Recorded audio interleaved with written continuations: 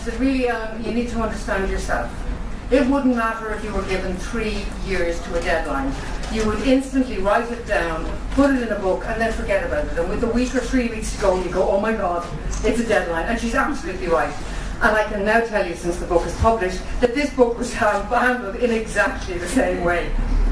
When Mercier Press said, we'd love to publish your book, I said, brilliant, why don't we do this book? Sent it off to them, and they said, groovy, done, dusted.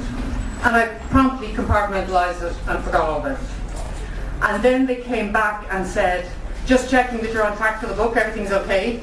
And I thought, okay, it's either due at the beginning of next month or the end of next month, I'm not sure which. Had a look, it was the end of next month, came back and said, sure, we're on track, not a bother, we'll have it in on time. And then had a look at what did I tell them I would actually say in the book. And in the book I looked at it and it said, there are 10 red hot tips, so a chapter on each of the tips, and I talk to a company each time and get their take on how they apply the tips. And I thought, well, that's really clever. Oh, I like that. Yeah, that's a great idea. So I sent it off to them, wrote the book, sent it off, and then Mercier came back and said, okay, what you need to do now is just check these particular sentences, make sure you've used exactly the right verb, this has exactly the right meaning. So I did exactly what they asked me to do. I went in and chose those sentences on those pages and went, yeah, they're right, that verb needs to change, and sent it back to them again. And then they came back and said, okay, this is the final version of the book. Now please make sure, read it from start to finish, and make sure you're happy with every word in it. So I said, okay, I'll block out some time, and I read the entire book from start to finish. And having read it, I can tell you, it's a great little read. I surprised myself. Actually, one of the things that you forget when you're in business is, I wrote the book for small to medium-sized enterprises, and I really wrote it because when people think about public relations, they think about bringing in a public relations consultant, retaining them to do a job for you. They think about spending a lot of money. But there's an awful lot of small businesses that need PR who don't have a budget to spend on it. And really the idea behind this book was I can teach you the tricks, I can tell you how you do it, but what you need is the time to apply it. But at least if you have the time and the willingness, you can learn to apply it. And the reason I wanted to talk to each of the different companies was so that you'd actually have a live example of how one company had taken this particular tip and applied it, so that you would see how you could use it yourself.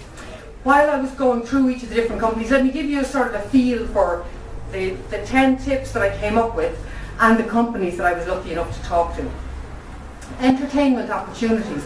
People often don't think of entertainment as part of public relations, and yet if you can combine a good entertainment opportunity that brings all of your clients together, it makes a huge amount of sense. And the example that I used in the book was Brown Thomas and the ISPCC.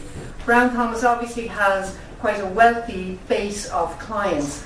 They obviously want to bring them in every year and tell them these are the new fashions, this is what we're doing now. We'd like to show you the kind of things that you can spend your money on, which makes a huge amount of sense.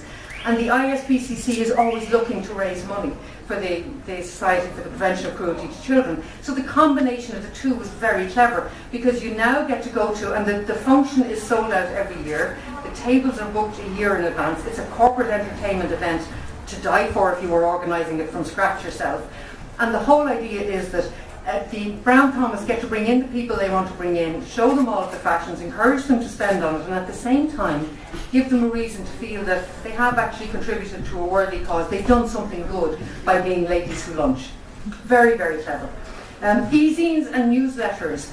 Second red hot tip in the book. I'm a great believer that the easiest way to get in front of people is to land into their inbox.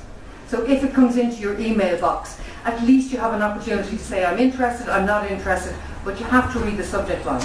So it reminds everybody that you're around there, and it doesn't take a huge amount of time to do it. And the example, you won't be surprised, that we used for this one was the Irish Academy of Public Relations. Well, I have to put the Academy in there somewhere, okay?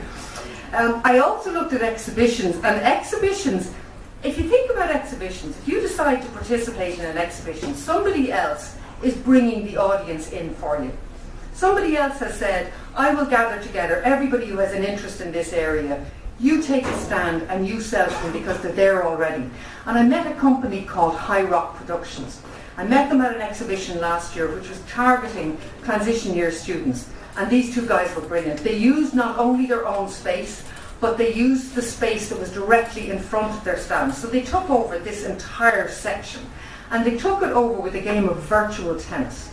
So when I was walking past, they went, excuse me, stand there please, big room for the court, and they had all these kids there going, and don't ask me, sir, or whatever you do in tennis, but everybody actually stood back and went, amazing, great idea. So when I interviewed the two guys, I said, you have to tell me what worked and what didn't work, and they were very honest about what didn't work with the exhibition as well, and I said to them, I really loved what you did, very clever way to use the exhibition, I'm going to use it in the book.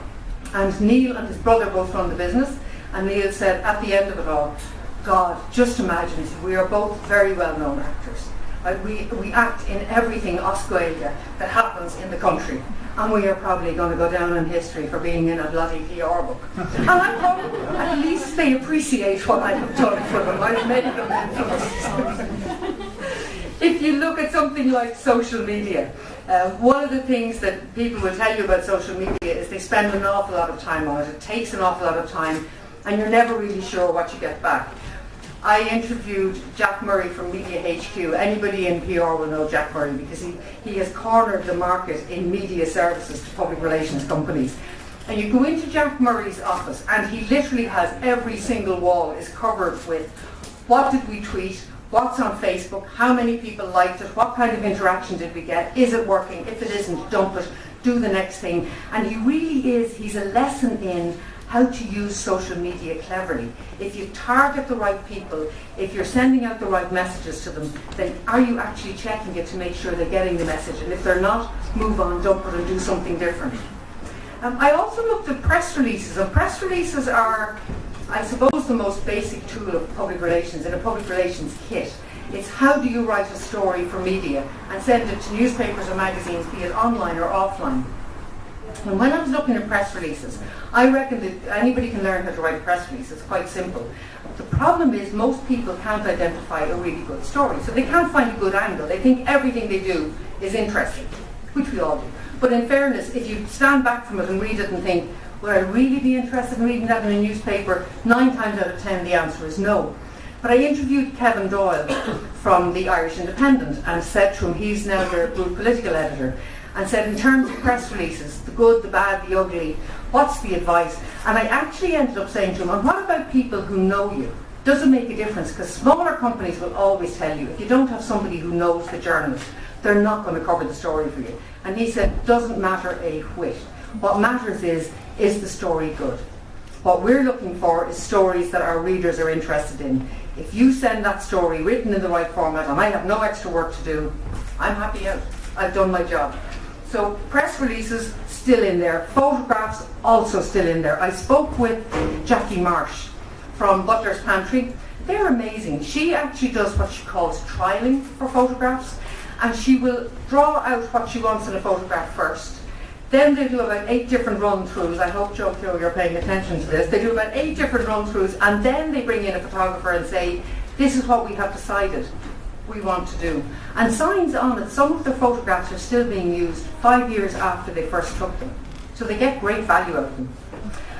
I also looked at press receptions. The press receptions that everybody loves to go to. We can all air kiss, drink wine, call everybody darling and have fun, and preferably turn up in a newspaper at the end of it all. And I interviewed John Marr from the Irish Independent. He does a huge amount of press receptions for the music industry, and he was fascinating. He was like the grumpy old man in the book. He won't mind me saying that. But I started by saying to him, press receptions, you're wrong, press receptions. They're not what they used to be. And I was, okay, what did they used to be like? And actually it was very interesting because he said, the way press receptions have now changed has become all about the goodie bag and tweeting and what do you get in advance, and people are actually forgetting that it's a press reception for the press and you're supposed to tell them all kinds of things. That's the primary purpose. But he was also very interesting about the expectations that people had coming out of press receptions, that very often people have very unreal expectations of the kind of publicity they're likely to get. I also looked at sponsorship and corporate social responsibility, CSR. And the company I spoke with was Paul Fagan from Action Coach. Paul Fagan owns the master franchise for Action Coach in Ireland. And he actually went to hear a chat by Philly McMahon, the Dublin footballer. He was being awarded something or other. And Paul sat and listened to him, and Philly talked about growing up in Ballymun, the expectation that you had either in terms of education or the business that you would go into or your life expectancy. And he was really moved by it, and he came back to his own team and said, we're in coaching, So why don't we do something with coaching for people in Ballymum? And what they did was, and they now do, is they go into the schools and they coach people in business skills. So they teach them, they develop this board game, and the board game teaches you how to make a profit, how to negotiate, how to read a balance sheet. It's the kind of thing that nobody in their right mind would invent. But they invented it, and apparently it's going down a treat. But it's a great idea because it means that students will now say, actually I have an ability, or I have a natural niche in that area that I might never have otherwise identified. We looked at conferences and seminars, and Seamus McCann from IFI Global was the man I spoke to. And Seamus actually went to, when you think of conferences and seminars, most companies think of two things. Either offering a speaker for a conference and seminar, or putting your branding onto it. So sponsor it. Come in, put the money on top of it, it'll be grand. Your name is associated with it. He was completely different. What he decided he would do was, he attended a conference in France, which was about international funding. He thought, brilliant idea, we need to do that in Ireland, but rather than wait for somebody else to do it, I'll actually create the entire conference. So he created the conference, which now is branded by IFI Global, his company. And actually, if you're in the international financial space, they've become the go-to company. And he did it simply by being the first person to introduce the conference in Ireland. So it was very, very clever. And the final idea, the final hot tip, the penultimate, third-party endorsers. What I call third-party endorsers, what Newbridge Silver would call ambassadors. You know, if you go for a meal, you put your foot into a restaurant and you say to somebody, is this a good restaurant? What are they going to say to you? It's a fabulous restaurant, we have a great chef, we have brilliant service, you love eating here, please sit down and spend your money, we'll serve you well. And you say, yeah, well, they would, wouldn't they? You know, what do you expect? Like, it's their restaurant, of course they're going to say that. Somebody stops you later on this evening and says, have you eaten in such and such a place? It's amazing, I was there the other night, the service is marvellous. That's a third-party endorser. That's somebody who says, I have no axe to grind with this at all, I just think they were brilliant, you should go. And Newbridge, I think, have it down to a fine art, with third-party endorsers, both living and dead. The dead, obviously, in the museum that they have of style icons, so that they're associated with people who seem to be part of Newbridge Silver, even though they never knew Newbridge Silver existed. And the living, because they use people like Amy Huberman and Naomi Campbell and Keith Wood and Linda Gray from Dallas, and they're people that you look at and think, oh, well, if Newbridge Silver is good for them, it's good for me. What fascinated me when I spoke with Marie Brennan about Newbridge Silver, I said to her, so you had Amy Huberman? And she said, yeah. And I said, so how does that work? Because I presume that the rules are really strict. You may only wear Newbridge Silver, or I will chop your legs off. You know, you are promoting our product. And she said, no. What we do is we find people who like our product, and we say to them, we would love you to be an ambassador. Now, we know that you will wear other jewellery, because people do. They don't wear it just from one designer. But when you feel like wearing Newbridge, wear Newbridge. It's entirely your call. And Amy Huberman wore Newbridge when she announced that she was expecting her second child. I have to read you this tweet, okay? Because you do know that she is the Twitter goddess, okay? So Amy tweeted, thanks for all the lovely messages. Hashtag OOTD throat by cause. Necklace by @Newbridge Silver and bump by @Brian O'Driscoll. Yes. That photo went viral. Absolutely viral. As a result of which Newbridge sold out of the necklace that she was wearing. They went to a second run, and the second run sold out, even though it was larger than the first one they did. I can tell you confidently that I have just tweeted in the last few minutes, and this is what I have tweeted. So retweeter thumbs at the ready, please. Thank you for all your lovely messages. Book by @Irish Publisher. Story about @Amy Huberman. Told by @Ellen Gunning. Hashtag 10 red hot tips. Now I reckon if you all retweet that, we can make this the fastest selling business book in Ireland. And Mercier will be phoning me in the morning saying, you won't believe this, we have to go to a second print. So retweet please at will. And you learn something new every day. There are a number of people that I have to thank. I have to thank my publicist. Deirdre Roberts, I have to say that again because I have had so much pleasure saying that for the last year. My publicist, how many other people in the room can say that? I know, I'm insufferable. So my publicist, thank you. She's actually been brilliant. She just took this book on board from minute one and said, there are 1,000,001 things we can do with it, and she has done absolutely everything with it. I must thank Natalie Connors, who is my American publicist, who is organising the American launch. Don't you just love this? As I speak. There are 2 other Americans. I must thank Julia Lacayo from California and Clara Warner from Texas, who both worked with us over the summer period, and they were just so excitable and so into everything you did, and they just took the whole book and went, I love it, what can we do for it? They were marvellous. My own team who are here this evening, I must thank Neil Rochford and Jeremy Papin, have both been looking after the video all evening. Claire Nolan, where's Claire? No, Claire is Snapchatting and tweeting for Ireland. And Donal Hurley, where's Donal? Is making sure that Joe photographs absolutely everybody. If you haven't been photographed, Donal has red hair and a beard. He's responsible for you not being in a picture so far. Have words, okay? I must thank my husband Tony for living with me, because I wouldn't do it. And for your constant support. Every time I come up with a daft idea, Tony's the one person I can be sure will stand there and go, actually, you probably decided you're doing it anyway. And says, right, go for it. I must thank Hodges Figgis, actually, to be very fair to them. Hodges Figgis have been great since my first book came out in 2003. Hodges Figgis have been really, really good supporters. So it really is a thrill to launch in my favourite bookstore, and probably the premier bookstore in Ireland. So thank you for that. Really appreciate it. 3 other people who did reviews of the book I have to thank. AJ Noonan, the chairman of the Small Firms Association here in Dublin, gave it a great review. Maureen Pace, the president of the World Trade Center in Boston, and Nidal Abuzaki, the chief executive of Orient Planet Dior in Dubai, all gave up their time and did fabulous little videos saying what the book was about and what it meant to them. It was brilliant.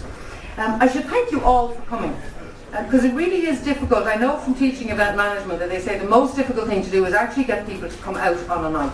The people will say, oh yeah, I have 101 reasons why I shouldn't do it. And particularly in the middle of a bus strike, that really shows commitment. So thank you, mucho gracias. Don't forget Twitter. Retweet Amy Huberman, will you, for God's sake. But follow me on Twitter to keep up to date with whatever we're doing with the Academy or with PR or with whatever, with the next book. I haven't told my publicist about that yet. And finally, whatever you do to keep her happy, don't leave without buying a copy of the book. Thank you very much for this evening. So, if you'd like to see some more videos, subscribe to the channel, okay? Don't forget you can see loads more videos here, and you can join us on Facebook, Twitter, or the website, ellengunning.com. Keep in touch.